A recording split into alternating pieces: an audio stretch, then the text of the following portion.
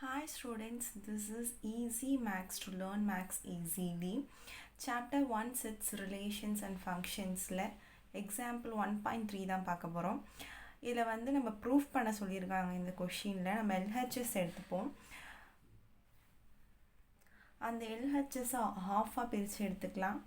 இதில் வந்து இங்கே இன்டர்செக்ஷன் நடுவில் கொடுத்துருக்காங்க. இன்டர்செக்ஷன் அப்படின்னா அது வந்து ஒரு சின்ன விஷயத்தை தான் டினோட் பண்ணுது. ஒரு பெரிய எலமெண்ட், நிறைய எலமெண்ட் இருக்கிற ஒரு செட்டையும் கம்மியான இருக்கிற எலமெண்ட்டோட செட்டையும் இன்டர்செக்ஷன் பண்ணோம்னா அந்த கம்மியான இருக்கிற எலமெண்ட் தான் நமக்கு கிடைக்கும். ஸோ இதில் எது ஸ்மால் அப்படின்றத நம்ம இதில் ஃபஸ்ட்டு கண்டுபிடிக்கணும். ஸ்மால் கண்டுபிடிக்கிறதுக்கு இதில் வந்து இன்டர்செக்ஷன் இருக்குது. ஸோ இதுலேருந்து இதை இன்டர்செக்ட் பண்ணும்போது அதுலேருந்து இதை இன்டர்செக்ட் பண்ணும்போது ரொம்ப சின்ன விஷயம் தான் கிடைக்கும். ஸோ அதனால் நம்ம இங்கே போட்டுக்கலாம். அது சப்செக்ட் ஆஃப், இது ரெண்டுத்தில் காமனாக விஷயம் எது இருக்கோ அதை நம்ம போட்டுக்கலாம். ஏன்றது அது சப்செக்ட் ஆஃப் பெரிய விஷயம் இருக்குது. பெரிய ஒரு செட்டில் தான் சின்னதாக உள்ள ஒரு செட்டு வந்து சப்செக்டாக இருக்க முடியும். அதை நம்ம இங்கே எழுதியிருக்கோம். இங்கே இன்டர்செக்ட் கொடுத்துருக்கிறதுனால ஸ்மால் வேல்யூ தான் அதுக்கோட ஆன்சராக வரும். இது ஈக்குவேஷன் 1 அப்படின்னு எழுதிக்கலாம். அடுத்து நெக்ஸ்ட்டு பார்ட்டு, அதுலேயும் அதே தான் அங்கே என்ன கொடுத்துருக்காங்கன்னா சென்டரில் இன்டர்செக்ஷன் அப்படின்னு கொடுத்துருக்காங்க. இன்டர்செக்ஷன் அப்படின்னா அது வந்து ரொம்ப சின்ன விஷயத்தை தான் டீனோட் பண்ணும். இதில் எது ஸ்மால் வேல்யூன்னு கண்டுபிடிக்கிறதுக்கு அங்கேயே இன்டர்செக்ஷன் கொடுத்துருக்காங்க. ஸோ அதனால் அது இன்டர்செக்ஷன் இருக்கிறதுனால இதுதான் அது ஸ்மால் வேல்யூவாக இருக்கும்.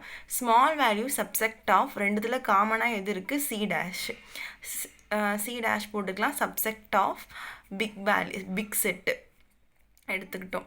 இப்போ இதில் நடுவில் வந்து இன்டர்செக்ட் கொடுத்துருக்கிறதுனால அதில் கண்டிப்பாக இன்டர்செக்ட் பண்ணால் ஸ்மால் செட்டு தான் அதோட வந்து வேல்யூவாக வரும் இன்டர்செக்ட் பண்ணால். ஸோ அதனால் B dash intersection C dash அப்படிங்கிறது தான் அதோட ஆன்சர். இது ஈக்குவேஷன் 2. இதை எடுத்துகிட்டு போய் எல்ஹெச்எஸ்ன்ற ஈக்குவேஷனில் சப்ஸ்டியூட் பண்ணுறோம். இதுக்கு வந்து A intersection B dash intersection C dash அப்படின்னும் நடுவில் உள்ள யூனியன், இதுக்கு ஈக்குவேஷன் 2 படி B dash intersection C dash அப்படின்னு கிடைக்கும். இது ரெண்டுத்தையும் அவங்க இன்டர்செக்ஷன் பண்ண சொல்லலை, யூனியன் பண்ண சொல்லியிருக்காங்க. யூனியன்னா அது பிக் செட்.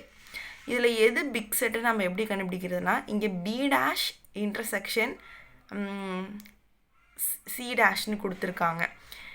இது ரெண்டுத்தில் இன்டர்செக்ஷன் பண்ணும்போது ஒரு வேல்யூ வரும். அதே இங்கே பார்த்தீங்கன்னா அதே B dash intersection C dash அது கூட ஏவையும் இன்டர்செக்ஷன் பண்ணியிருக்காங்க.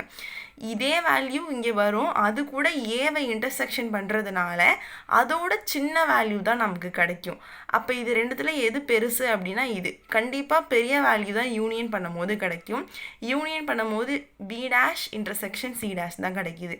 இது நமக்கு RHSஸாக கிடச்சிருக்கு. கொஷின் படி நம்ம இதை ப்ரூஃப் பண்ணிட்டோம். Thank you for watching us.